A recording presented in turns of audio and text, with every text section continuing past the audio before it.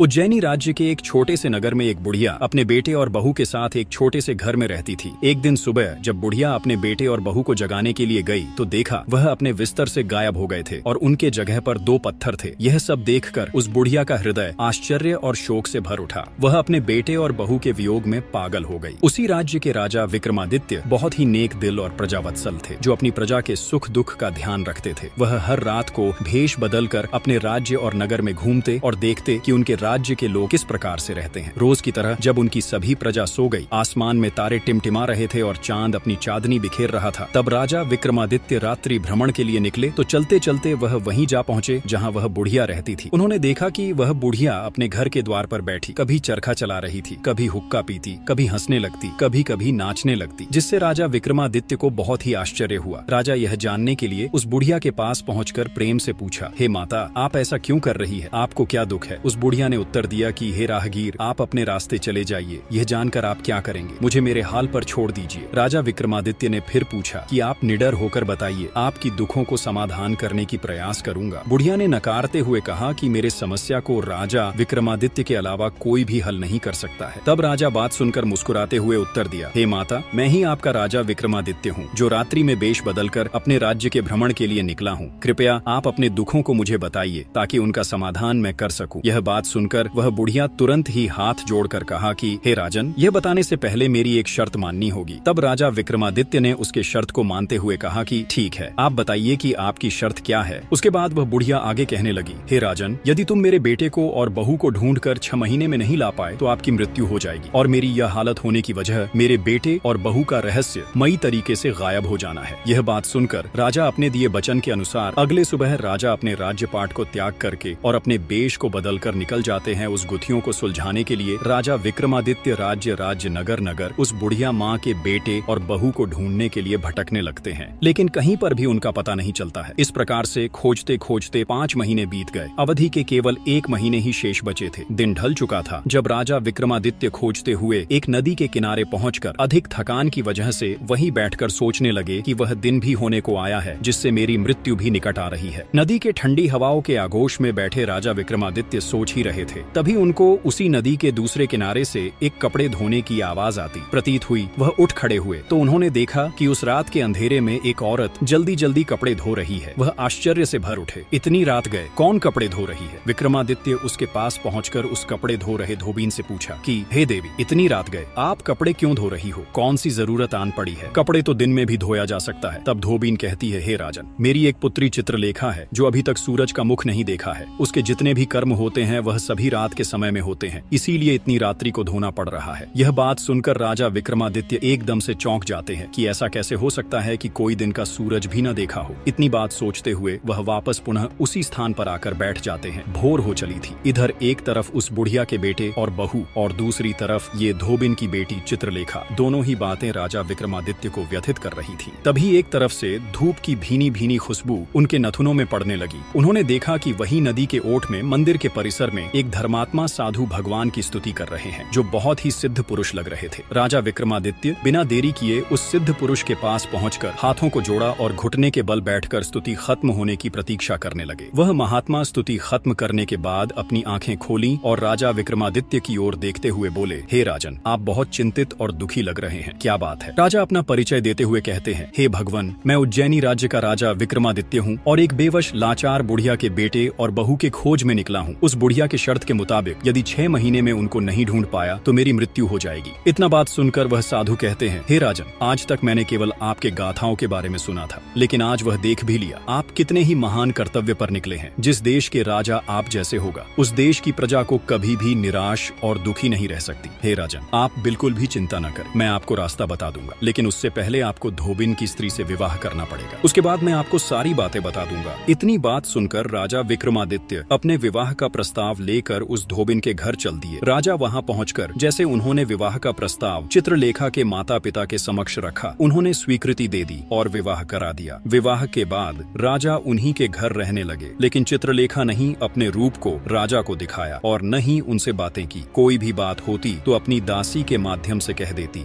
राजा विक्रमादित्य के मुख पर अब भी चिंता की रेखाएं थीं। चित्रलेखा की रहस्यमयी चुप्पी, उसका दिन भर सोना और दासी के जरिए संवाद, इन सब के पीछे कोई गहरा भेद छुपा था। उसी बेचैनी में वह फिर उसी साधु के चरणों में जा पहुंचे। वह त्रिकालदर्शी साधु मुस्कुराते हुए कहते हैं, हे राजन, अब समय आ गया है कि मैं तुम्हें उस रहस्य से अवगत कराऊं जो चित्रलेखा और उसकी दासी के जीवन के पीछे छुपा है। वह बोले, चित्रलेखा और उसकी दासी बनी उसकी बहन कोई साधारण स्त्रियां नहीं है, बल्कि वह एक इंद्रलोक की अप्सराएं चित्रलेखा और तिलोत्तमा है, जो रात्रि के समय में इंद्र की सभा में नृत्य करने जाती है। हे राजन, यह धोबी और धोबिन पिछले जन्म में राजा चंद्रसेन और रानी विशाखा थे, जो स्वर्णगिरी नामक समृद्ध राज्य पर शासन करते थे। राजा चंद्रसेन और रानी विशाखा धर्मपरायण, न्यायप्रिय थे। राजा और रानी के संतान न होने के वजह से दोनों बहुत दुखी रहते थे। वह सुबह और शाम भगवान विष्णु की पूजा आराधना करते और उनसे अपनी पुत्र प्राप्ति के लिए प्रार्थना करते रहते। उन्हीं के कृपया से कुछ सालों के बाद 2 पुत्रियों का जन्म हुआ, चित्रलेखा और तिलोत्तमा, जो अवर्णनीय सुंदरता की धनी थी। राजा रानी की खुशी का ठिकाना न रहा। उनके महल में संतान होने से वह बहुत खुश थे। संतान प्राप्ति को राजा और रानी भगवान का दिया वरदान माना। उसी के वजह से भगवान विष्णु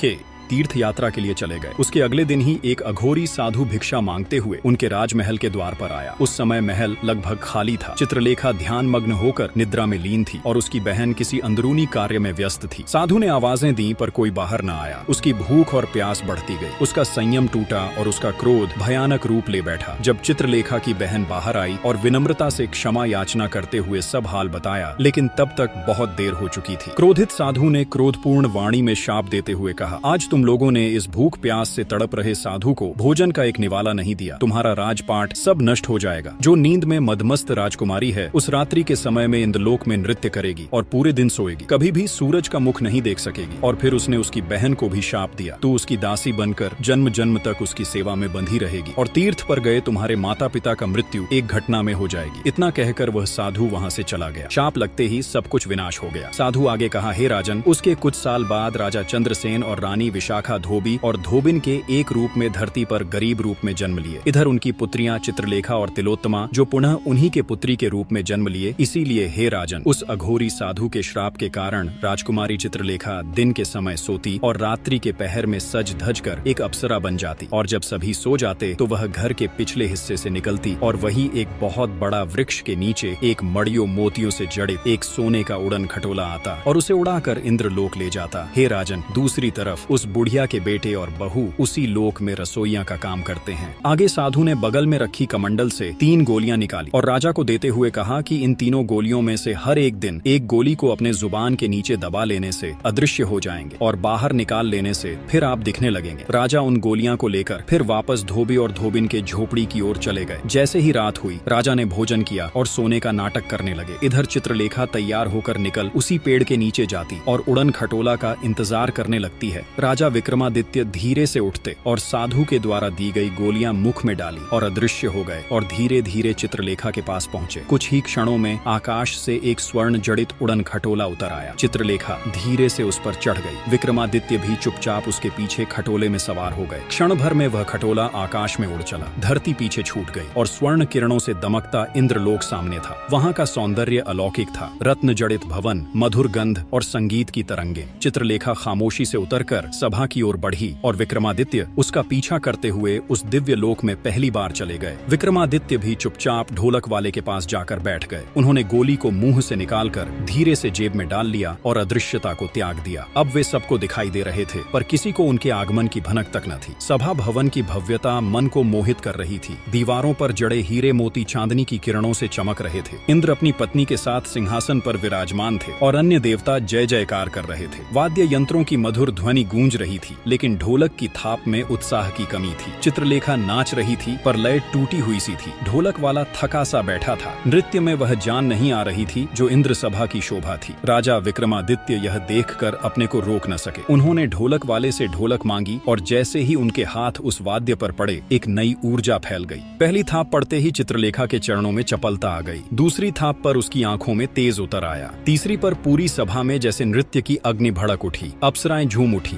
देवगण मंत्रमुग्ध हो गए और स्वयं इंद्र की आंखों में विस्मय झलकने लगा। उस रात इंद्रलोक की सभा में ऐसा नृत्य हुआ जो युगों तक दोहराया नहीं गया। हर कोई विस्मित था, लेकिन किसी को यह भान न था कि वह ढोलक वादक कोई साधारण मनुष्य नहीं, स्वयं उज्जैनी का सम्राट विक्रमादित्य है। नृत्य समाप्त हुआ। इंद्रदेव ने प्रसन्नता में पारितोषिक देने की आज्ञा दी। अप्सराएं वही पुरस्कार ढोलक वादक को देने लगी, लेकिन वह जानता था कि यह सम्मान अब किसी और का है। वह ढोलक वाला कई बार ऐसे पारितोषिक प्राप्त कर चुका था, इसलिए उसने वह दिव्य हार विक्रमादित्य को दे दिया। विक्रमादित्य ने वह स्वर्ण जड़ित हार लेकर चुपचाप अपनी जेब में रख लिया। सभा विसर्जित हो गई। जैसे ही चित्रलेखा उड़न खटोले की ओर बढ़ी, राजा विक्रमादित्य ने तुरंत गोली को फिर से जिह्वा के नीचे दबाया और अदृश्य हो गए। वे चित्रलेखा के पीछे पीछे उसी उड़न खटोले में चुपचाप सवार हो गए, जो आकाश की ऊंचाई से जैसे ही खटोला नीचे उतरा, चित्रलेखा उतरकर अपने झोपड़ी की ओर चली गई। विक्रमादित्य भी उसके कुछ क्षण बाद अदृश्य रूप में बाहर निकले और चुपचाप अपने कक्ष में आकर शांति से लेट गए, जैसे कुछ हुआ ही न हो। सुबह की कोमल धूप खिड़की की झिड़ियों से कमरे में दाखिल हो रही थी। नौकरानी झाड़ू लगाते हुए धीरे धीरे पास आई और हल्की आवाज में बोली, महाराज उठ जाइए, सुबह हो गई है। बिस्तर पर लेटे विक्रमादित्य ने आंखें मली और धीमे से मुस्कुराते हुए बोले, तुमने तो सपना ही तोड़ दिया। मैं इंद्रलोक की सभा में था, चित्रलेखा नृत्य कर रही थी और मैं ढोलक बजा रहा था। इंद्रदेव इतने प्रसन्न हुए कि मुझे रत्न जड़ित हार इनाम में दे दिया। नौकरानी बोली, महाराज फिर वो हार? राजा ने बड़ी ही शांति से जवाब दिया, अलमारी में रखा है, जाकर देख लो। जैसे ही नौकरानी ने अलमारी खोली, वहाँ एक रत्न जड़ित हार चमक रहा था। उसके दूसरी तरफ कमरे में खड़ी चित्रलेखा सुन रही थी। ये सुनते ही चौंक गई। ये कैसे हो सकता है? ये तो सब तो वास्तविक है, फिर ये सपने में कैसे? अगले रात्रि विक्रमादित्य ने साधु द्वारा दी गई रहस्यमयी गोली जीभ के नीचे रखी और अदृश्य हो गए। फिर चित्रलेखा के पीछे पीछे उसी उड़न खटोले में जा पहुंचे जो इंद्रलोक की ओर उड़ चला। इस बार की सभा पहले से भी भव्य थी। जब विक्रमादित्य ने ढोलक बजाई तो पूरी सभा जैसे झूम उठी। चित्रलेखा और अप्सराओं ने ऐसा नृत्य किया कि इंद्रदेव बेहद प्रसन्न हुए और पुरस्कार स्वरूप सोने की थाली में 32 व्यंजन भेंट किए, जो 36 प्रकार से बने थे। राजा ने वह थाली सहेज कर अपने साथ लाई और सुबह होने से पहले अपने कक्ष में लौटकर चुपचाप लेट गए। अगली सुबह नौकरानी कमरे में आई और बोली, महाराज सुबह हो गई है। राजा ने मुस्कुराते हुए कहा, आज फिर तुमने सपना तोड़ दिया, और आगे बताते हुए कहा कि इस बार तो थाली मिली है। राजा ने सिर हिलाया। नौकरानी ने अलमारी खोली, भीतर से सुगंधित भाप उठी। सोने की थाली अपनी पूरी भव्यता में चमक रही थी। विक्रमादित्य के पीछे खड़ी चित्रलेखा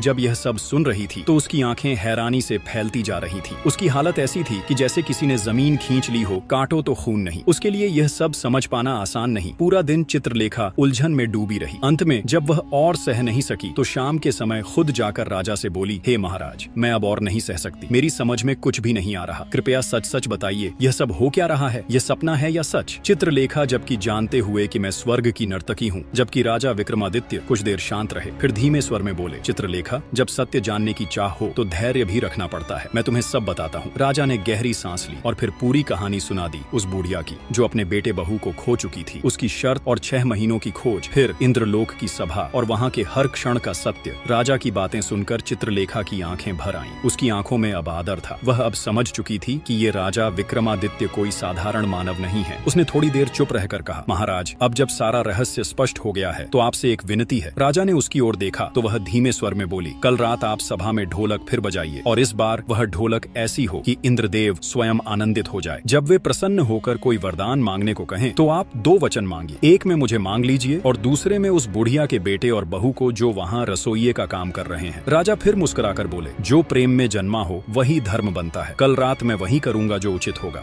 रात होते ही विक्रमादित्य फिर इंद्र सभा में जा पहुंचे। आज उनकी ढोलक की थाप में ऐसी लय थी, ऐसा जादू था कि सुनने वाला मंत्रमुग्ध हो जाए। जैसे ही उन्होंने थाप दी, अप्सराओं के पांव अपने आप थिरकने लगे। सभा में बैठे देवगण, गंधर्व और स्वयं इंद्रदेव भी उस संगीत में ऐसे डूबे कि उन्हें अपनी सुध बुद्ध तक नहीं रही। नृत्य समाप्त हुआ। चारों ओर जय जयकार गूंज उठी। इंद्रदेव आनंदित होकर बोले, आज जो कुछ भी चाहो मांग लो। परियों ने मुस्कुराकर कहा, महाराज, यह आनंद तो उस ढोलक वाले की देन है जो सचमुच कमल के समान है। हमें तो वही चाहिए जिसने यह मधुर स्वर रचा। इंद्रदेव ने तुरंत ढोलक वादक को बुलवाया। इंद्रदेव जब आनंद में डूबे हुए विक्रमादित्य से बोले, आज जो चाहो मांग लो। फिर उन्होंने धीरे से कहा, महाराज, मुझे नहीं लगता कि आप वह दे पाएंगे जो मैं मांगना चाहता हूँ। सभा में सन्नाटा छा गया। इंद्रदेव ने थोड़ी गंभीरता से कहा, राजन, मैंने वचन दिया है, चाहे जो मांगी अवश्य मिलेगा। विक्रमादित्य ने सिर झुकाकर कहा, तो सुनिए महाराज, मेरा पहला वचन है राजकुमारी चित्रलेखा, और दूसरा वह स्त्री और पुरुष जो वर्षों से इस सभा की रसोई में सेवा कर रहे हैं। वे कोई और नहीं, एक वृद्धा के खोए हुए पुत्र और पुत्रवधू हैं। सभा में बैठे देवताओं की आंखें फैल गईं। इंद्रदेव थोड़ी देर मौन रहे। फिर उन्होंने मुस्कुराकर कहा, तथास्तु राजन, जो तुमने मांगा है वह तुम्हें अवश्य मिलेगा। जब इंद्रदेव को यह ज्ञात हुआ कि जो स्त्री